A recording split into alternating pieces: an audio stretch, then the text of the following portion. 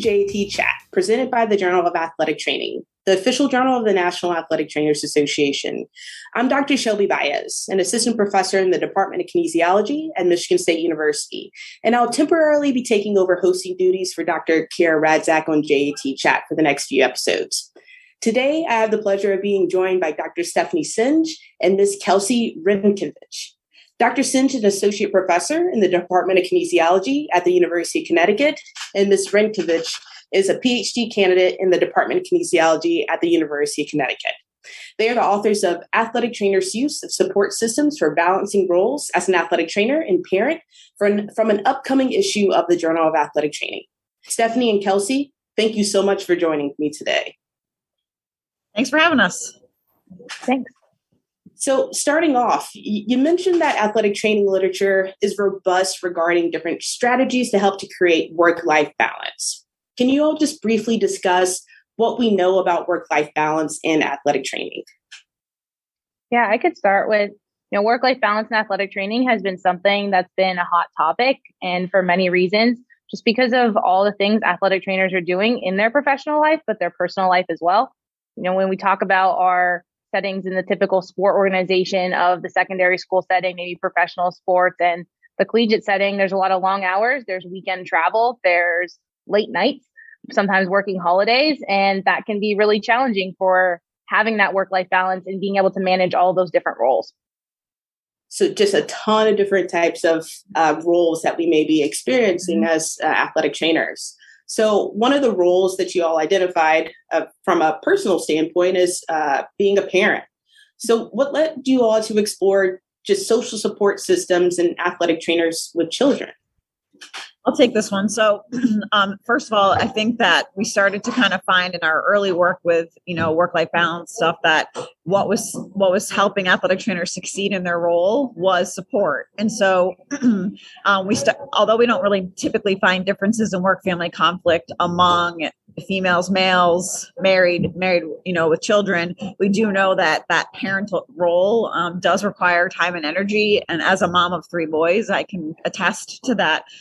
It's more challenging and time is critical. And we know athletic trainers' role in sport is time demanding. And as a parent, it is too. And there's some earlier work by others that I've identified that parenting just adds challenges, right? So I think we recognize the need to kind of better understand how parents are supported in their athletic training roles, kind of from the home perspective. So that was really kind of the catalyst to why we did this. And we had a lot of qualitative information, but not really specifically diving into parents and their experiences with finding work-life balance. Kelsey, do you have anything else to add as to the exploration of the social support systems and athletic trainers with children? Yeah, just to bounce off Dr. Singe, being a parent's a big responsibility. I am not a parent, but know many people who are parents and have worked with a lot of athletic trainers who are, and they have different roles that they need to fulfill and fit in. And when their kids are younger, there's a lot of different things that come along with that, as far as dropping off at daycare and school and picking up, and kids get sick a lot, going to doctor's appointments. So, for us, it really was important to see what are parents needing in those terms of support when they are athletic trainers, and how are they able to balance those 2 roles and kind of make it work with that support that they're receiving. So as part of your article, you all completed semi-structured interviews with 32 athletic trainers, which is awesome just to see that the robustness of how many athletic trainers you were able to interview. From your results, did athletic trainers who were parents find value in these different types of social support networks that they utilize? Yeah, I can start with that. And they definitely did. They found a lot of support in the workplace and at home. So when they were in the workplace, it was their coworkers, it was their supervisors. A lot of them mentioned that when they had coworkers or supervisors who also had children, they kind of understood it and just got it more. So their supervisors or their coworkers provided that support for them because they had gone through it. So they kind of knew what was needed or knew what would help. It was things like filling in and saying, hey, you have a sick kid, I can come into work for you today, or don't worry about it. You have to drop them off at daycare. It's fine if you come 30 minutes late. Situations like that. And, outside of the workplace, it was all that support from at home, whether it was a spouse, whether it was family members, or whether it was friends who were helping kind of take care of the children. helping with those different pickups, drop-offs, watching them when they were at work, maybe bringing them to work to one of their games or practices just so they could see them while the athletic trainer was working. So those support networks were really huge for them. And that was something they talked about a lot, kind of the kind of saying of takes a village was something that came up a few times, where all those people were helping in those different manners of support so that they could be a parent as they want to be and be an athletic trainer and still do those equally as well for themselves. I'm going to just jump in on that. So like the idea of the misery loves company, I don't mean that in a negative connotation, right? So what I mean is that sometimes when I am struggling and I just want to talk it out, if I can talk it out with someone that has a similar lifestyle or a similar life experience, they can like validate me in a sense where they can say, yeah, I know it's really hard, that empathy piece, and then maybe offer some of their suggestions. And that really helps you feel understood. I think that sometimes, even though if you don't, people can appreciate if they're not a parent, like how hard it is, but until you're living it. And I can say that I had no idea before I became a parent how hard it really can be. And then my example is last week, we had a snowstorm in Connecticut and the baby was home from daycare. There was no school. And I had to do my 8-hour workday with a 17-month running around, joining my meetings, doing my research, doing my advising. And that was just how the day went. And so when my husband got home from his day of work, I was like, I'm tired. Here you go. And it was just like, he didn't give me a hard time. And like, he was like, I'm sure I can't imagine I wouldn't be able to do that. He's a firefighter EMT, so he definitely couldn't have brought the baby to work with him. So just having that understanding, at home that my day was hard and stuff like that is definitely important. So that's kind of why we looked at parents, right? Because parents understand parents, and it was important to kind of get that perspective. Yeah. And I think that's something that our participants really shared a lot too, of just being able to vent and talking to someone like, I had a really bad day, or I'm struggling right now. And that was a source of support for them, of just being able to talk it out and have someone who either understood or was just willing to listen to them. Like they had a bad day and they just wanted to talk about it. Maybe they didn't even need advice that day, but they just needed to talk to someone about what had happened and receive support in that way. Yeah, I've said this quite a bit with like when working with like patients and clients. Sometimes people just want to be heard, and it sounds like these social support networks allow people to be heard. So diving in a little deeper, it sounds like there's two different groups. So maybe a professional group of network and maybe these personal groups of networks. Are there some differences observed in the types of social supports between the different networks? And if so, can you elaborate on that a little bit? Yeah, I think so. In the workplace, it's more about the organizational infrastructure. And like we know that there's a lot of things you can't change about your job. So the workplace support was kind of like job sharing. It was, kind of just having this opportunity to bounce ideas off of each other to kind of create a collaborative work environment.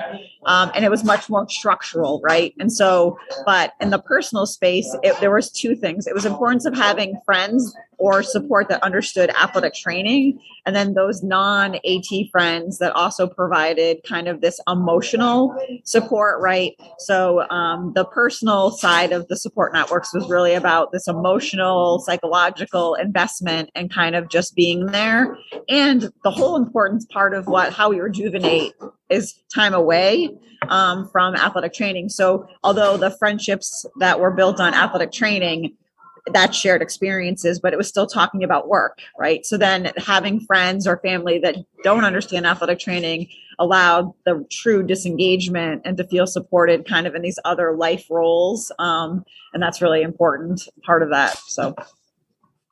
And I think from the personal side too, there was a lot of that tangible support as well, where people were babysitting or helping maybe with household chores and duties, like the spouses. When the athletic trainer was working a lot, the spouse was helping pick up some of those tasks at home, cleaning, laundry, maybe getting groceries or taking care of the kids. So there was also that big aspect of the tangible support at home as well, of those things that other people were able to do for the athletic trainer that helped them balance their stuff at home, but then also do their job and go to work and be able to not worry about those things at home as well. So I heard a couple of different types. So I heard like tangible support and emotional support.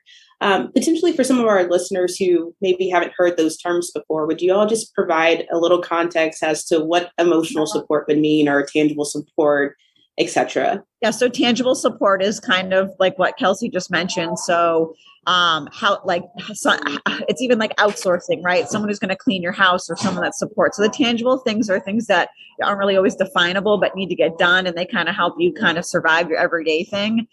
Emotional support is really about kindness, compassion, nurturing, and it's kind of just that piece.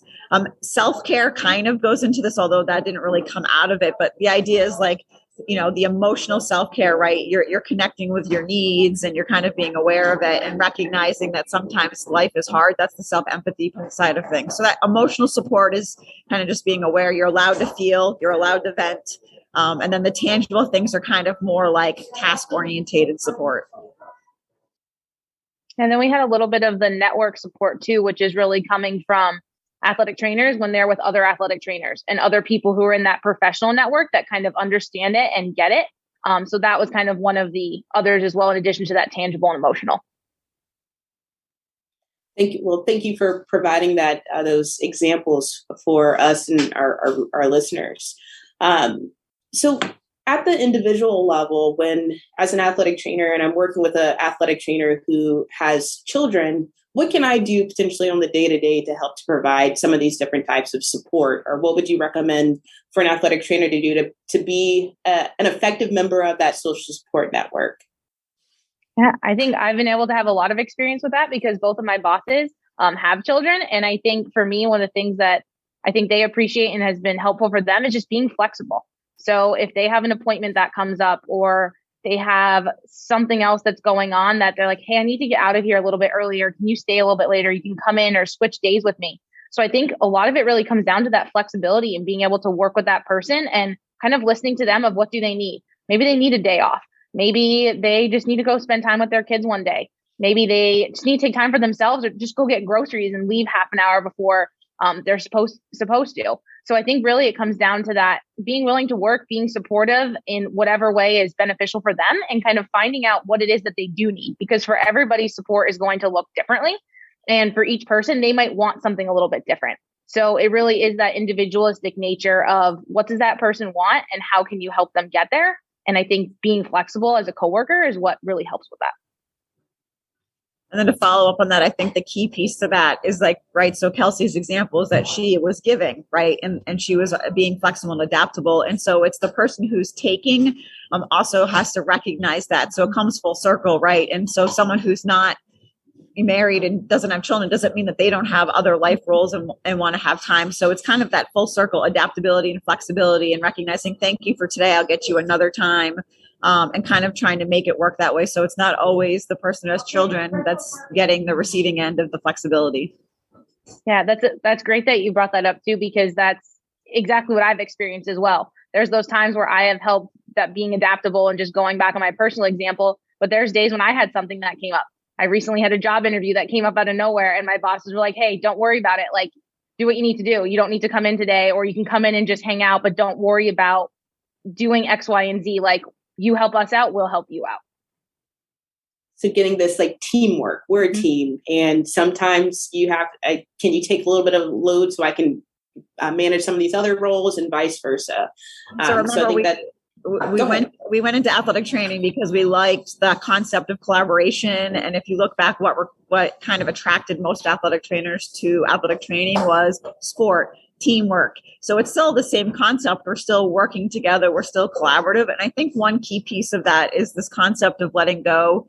We talked a little bit of this at our EATA presentation, Dr. Eason and I, and the idea is like, right, we as athletic trainers love our job and we love to be the person that provides the care because we have this relationship with our patients. But some of us who are parents who have children, like I've had 3 children and all 3 times the person that delivered my child was not the same person I saw regularly in my prenatal appointments, but I still got amazing care. So I think it's sometimes important for us as parents, like we want to be good at being a mom or a dad, and we want to be really good at being an athletic trainer. And we kind of have to let go, and there's a give and take, and we have to be okay that we can't do everything. And so we can be good at both roles and not be present in both roles at all time. And if dad's taking care of the kids, I'm going to Ireland next week and I'm I have to let go that my husband can do a good job caring for the kids while I'm at work. And the same thing, like when I'm at work, my kids are taken care of or they're in school. So it's a fine line balance, but I think we have to kind of remember that. I think it's such an important point. And I think, I know as an athletic trainer, like we want to be there for our teams and we want to be there for our athletes and our patients. But sometimes we have to take a step back and remember or think about ourselves as a whole person and how can I do this as from a whole person level. So I asked about like the individual level. Now, my next question and thought, and some of what you alluded to in the paper, is how can the profession assist and support athletic trainers who are parents to potentially reduce the turnover and improve retention in athletic training? I mean, I think first and foremost is, having this recognition of what we do as athletic trainers and having that support from not just the athletic training profession, but from kind of the healthcare world as a whole. And it's recognizing what athletic trainers are doing, that they're not just an athletic trainer, but they're a friend, they're a family member, they are a parent. And I think from a professional standpoint, it's highlighting those different resources that are out there for athletic trainers who are parents, and really kind of focusing on the individual workplaces and making sure that support is in place. So athletic trainers, they have a big enough staff size where they're not being overworked. They are able to have these shared responsibilities, have that teamwork that's going on. And they're really working for organizations where there is that organizational support, because really a lot of this is going to start from the top too. So I think from a professional standpoint, it's just trying to advocate for that and advocate for athletic trainers' health and really their overall well-being so that they can do their jobs and care for their patients. Kind of the whole saying of you can't pour from the empty cup. Athletic trainers have to take care of themselves first before they're able to take care of their patients and put that forward. I think the one thing we need to do better, maybe as a profession, is train our leaders. So I had this really awesome opportunity where a couple summers ago, I went through this leadership academy. And the thing that I took away the most from this experience was listening, right? So, and being a good listener and making sure I ask the right questions. And so, leadership is really critical as we kind of find work-life balance, especially as we have more challenging roles in our adult life. And so if our leaders, the people that we look up to who mentor us and kind of advocate for us, have a better job of listening and asking the right questions in terms of what our needs are, and advocating for ourselves sometimes when we aren't advocating for our own selves in terms of work-life balance and feeding our soul. I think that that's what's really important to move us forward, is that we need to train leaders to help us advocate. So this top-down approach, and if we can get the leaders to advocate, hopefully we can start to see some of those changes and work-life balance concerns that we see in athletic training. Yeah, we find that the most successful in terms of retention, work-life balance, we find that it starts with the leader when they informally have policies that help support parents and non-parents, but parents in this case in terms of rejuvenation and disengagement and making things work and being creative within the need of being present or the odd hours or the long working hours. Like it really needs to start with the supervisor and creating a supportive, family-friendly environment. And so I do think that we could do better in terms of training our leaders. I think what's important to keep in mind with that too is it's not something that's going to happen or change overnight, but it's going to require that kind of constant effort to get to that point that we want to be at. And it's not something that, oh, hey, this isn't working, well, let's give up now. No, like keep pushing forward to get to what we're trying to achieve. And I think those are just fantastic points and things for us to consider moving forward as we're thinking about improving and continuing to improve the profession. So for our listeners, can you all potentially provide a take-home point about your paper? What's the one thing you would want our listeners to know about your paper? I think really it's, coming from it to kind of take a tangible take-home point is establish that support network for yourself. Make sure that you're advocating for yourself. You're asking for what you need when you need it and asking for help and not being afraid to ask for help, because those support networks are huge, both personally and professionally. And I really think that is what can keep someone in the right mindset and be able to achieve that work-life balance and do in their roles what they want to do. But if you don't ask for that help, you're not going to get it. So really that advocation piece is huge. And remembering to just ask, establish that support, and have those people in your corner that you need there. I think the greatest take home message is that, and I think if you even take out parent in the title, right, this is for every athletic trainer. It's okay to ask for help. And it's really important to have support at home, in the workplace. And so that's really the takeaway message. I mean, I know that someone may be reading this who's not a parent and they're like, well, how can I benefit from that? And the true statement is we don't need to do it alone, and we shouldn't do it alone. And asking for help is the best way to do that. Yeah, because just because you're not a parent too doesn't mean you don't have other responsibilities. You may have pets. I have a dog. I don't have children, but I have a dog, and I have to ask people for help with the dog. So I think, as Dr. Singe just said, it's for anybody, not just parents, but I think anyone can really benefit from kind of the take home points of this paper. Well, thank you both so much for those wise words and take-home points about this paper. And thank you both so much for joining me today. Is there anything else that you would like our listeners to know before we wrap up for today? I say one thing: remember to feed your soul. And what I mean by that, and this is the basically the kind message through the idea of work-life balance, is if you can feed your soul through professional networks, support networks, achieving your personal professional goals, you're going to be a better athletic trainer, and you're going to be better at whatever life role you do. So my take-home message is remind yourself every day of something that's for you, because you'll be better for everyone else that you're working with or caring for. Yeah, I think taking care of yourself and making sure that you're taking care of yourself first and foremost, and always having that in the back of your mind, and not letting yourself kind of run into the ground, and ask for help, do the things that you enjoy to keep yourself and your mind kind of in a good place. Well, I love both of those words of wisdom. So thank you both so much for sharing that. And thank you both again for joining me today. And as a reminder to our listeners, this article is available free of charge by the Journal of Athletic Training. And I highly recommend everyone go and download this current manuscript when it comes out in the upcoming issue. So again, thank you both so much, and we will see you next time.